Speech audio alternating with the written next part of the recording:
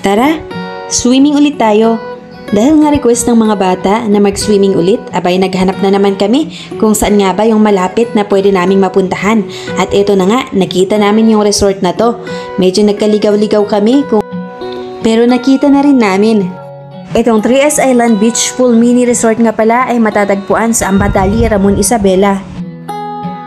After nga ng ilang minuto na paghahanap, sa wakas, nakita na rin namin at nakakatuwa lang kasi mabait yung nag-assist sa amin.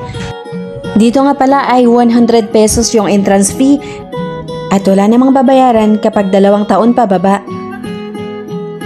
Grabe, sobrang init kaya wag na wag niyong kalimutan na magdala ng sunblock kapag kayo ay nagsiswimming. Nga pala, hindi siya ganun kalaki kagaya ng mga ibang resort na napuntahan namin. Pero bumawi naman ito sa ganda. Alam nyo ba na pwede kayong mag-overnight dito? Pwede nyo ring rentahan itong buong resort para sa mga events kagaya ng kasal, pwede rin sa mga birthday. Tara, ipakita ko naman sa inyo yung mga rooms dito na pwede nyong rentahan nga kapag gusto nyong mag-overnight swimming. Ito nga yung unang room at ang bayad sa mga room ay nakadepende kung gaano kalaki yung kukunin nyo.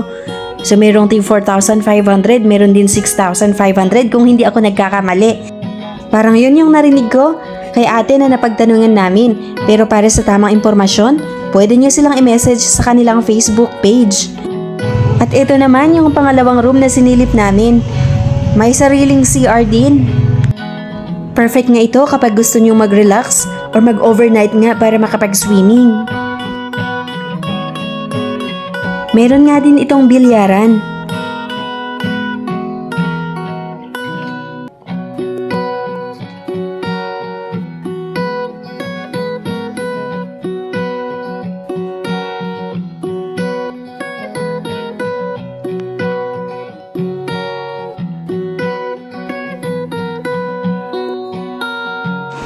Sa bilyaran nga, 150 pesos ang babayaran sa isang oras.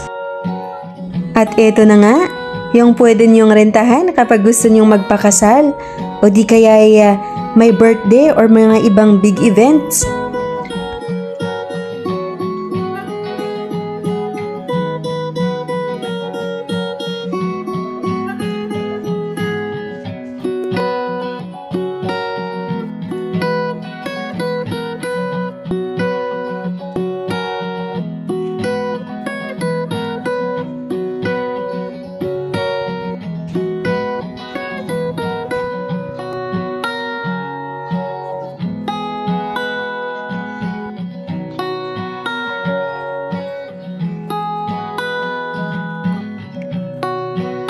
Go naman tayo sa kanilang cottage. Sa cottage naman magkakaiba ang presyo, depende sa laki.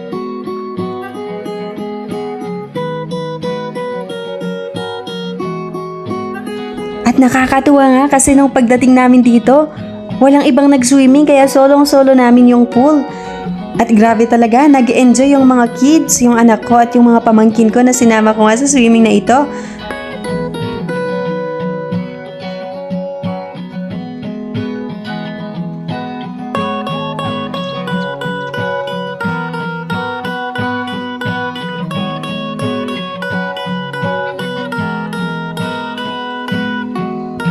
O siya, swimming muna kami ha. Bye!